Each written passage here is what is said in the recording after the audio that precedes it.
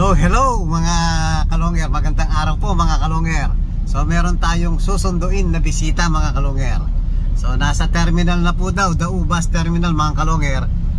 Yan, papunta na po tayo doon. So galing pa ng Subic ngayon, parang may pinuntang event mga kalongger. Yan, OTW na po tayo.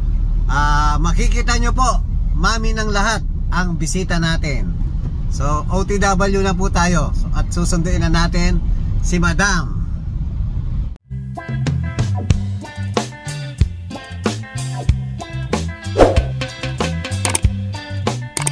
Hello mga kalongger. Ayan, kasama na natin ang mami ng lahat. Ayan. Oh my God, mami.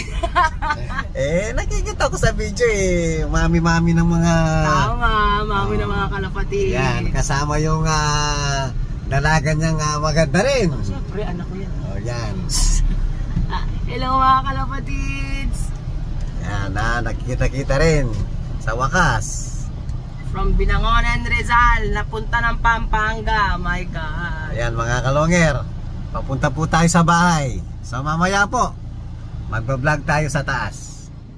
Hello mga kalongger. So ito, magtatanong na po tayo kay mami.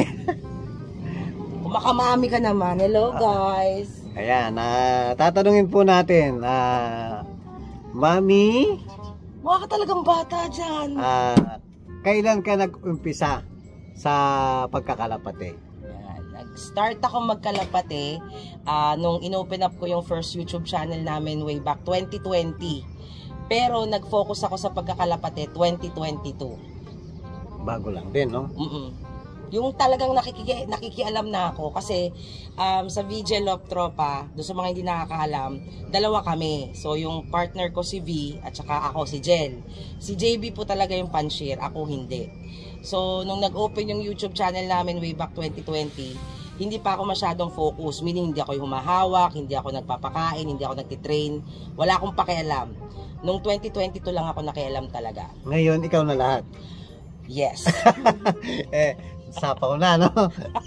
Second question mga kalongger, anong nag-hook sa'yo para magkalapate?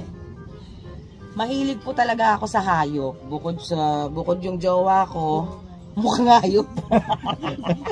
Yari. Bukod talaga sa mahilig ako talaga mag-alaga ng hayop.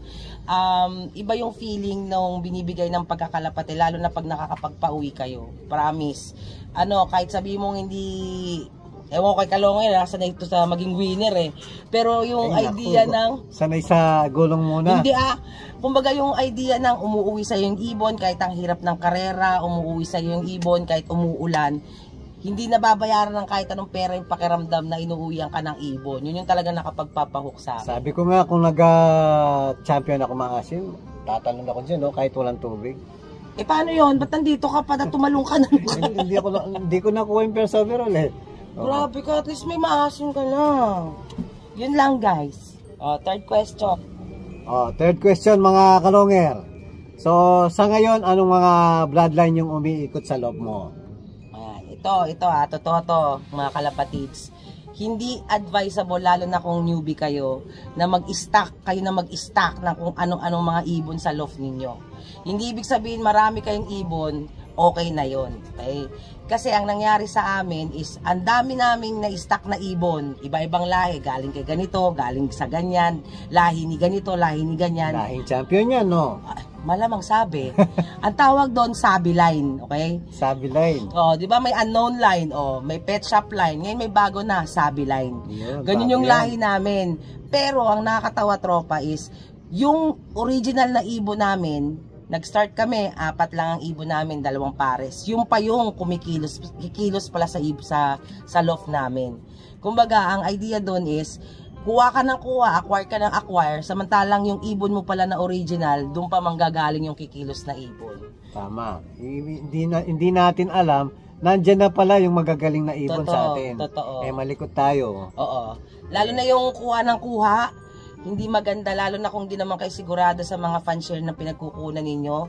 Gastos lang yung kinukuha ninyo. So hindi maganda yung maraming ibon sa loob. Mas maganda yung kakaunti ang ibon mo pero legit, makakilala mo talagang mga kumikilos. Yan, magaling talaga si Madam. Di ba? Sa totoo lang po mga kalongger, hindi ko personal nakakilala si Mami. Kaya lang, nadaan sa wall ko, abay, naging interesado tayo. And daming nagtatanong, sabay sagot agad, no? Dahil lang yan kasi tropa, since hindi po talaga ako nagkakalapate, ako yung tao na nag-a-absorb. So, more kinig-kinig, tapos yung mga walang sense, tapon-tapon din. Yun ang dapat yung ipa-practice. Gaya nga na sabi ni Sir Jaime Lim, gamitan nyo lagi ng common sense. Yun lang, yun talaga. So ngayon mga kalongger, dati pinapanood lang natin sa TikTok. Ayan, pero ngayon andyan na si Madam, oh. Si Galing Binangonan Rizal to guys, from to Pampanga. Binangonan Rizal para. Pero kanina Madam, saan kayo galing kasi? Zambales. Ano doon, enjoy, no? True, wala ka doon. Wala po. Next time. Yun lang mga kalongger. Thank you, idol. Thank you. Thank you. So mamaya mga kalongger, meron tayong papakita. Buksan mo. Hello mga kalongger. Yan, ituturo muna natin si Madam. Dito sa natin, stockan natin at breederan natin. Siyempre, papakilala ko at ibibida natin yung mga ibon natin.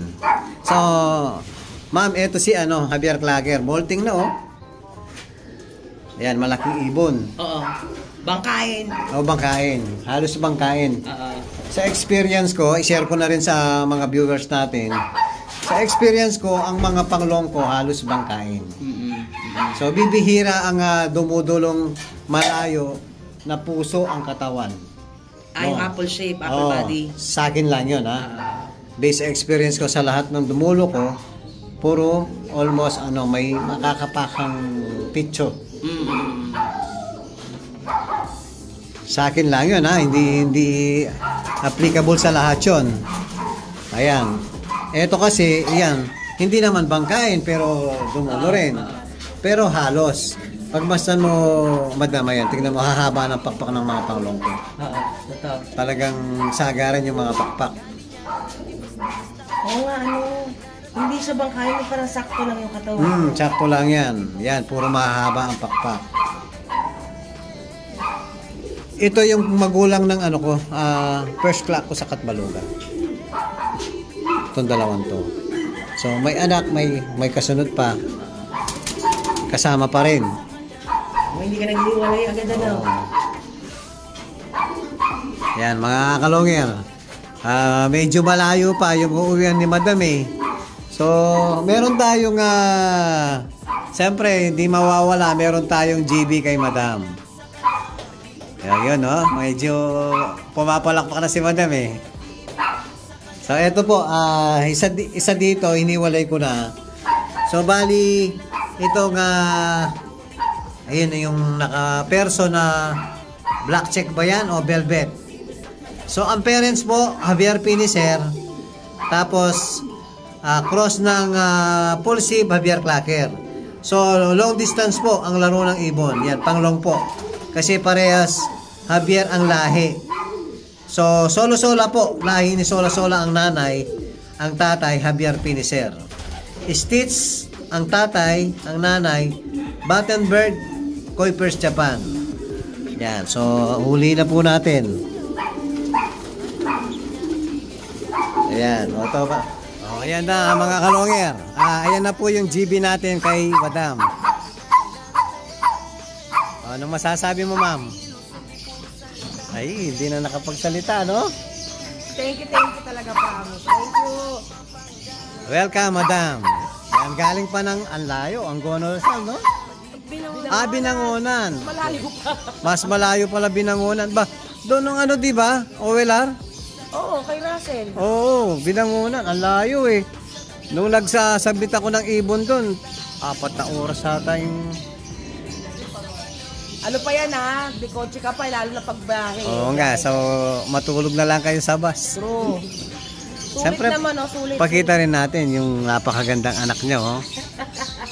Parang foreigner, no? Mukha lang foreigner. Thank you, Idol. Thank you. Yan. Pagpasensya na lang. Isa lang yung available ngayon. So, ayan. Maraming salamat sa pagpasyal sa ano natin.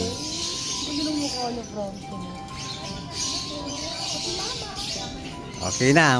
Ngayon mga kalonger, paggabi na po. Ngayon magbiberyenda tayo sa pambansang merienda. Hello mga kalonger. Ayan, magpapaalam na si Madam. Bye po. Thank you, kalonger. Thank you rin sa pagpasyal, Madam. Ito yung ano, baka makalimutan mo yung hindi. Helmet. Thank you. Thank you, Madam. Ingat sa biyahe. Thank you.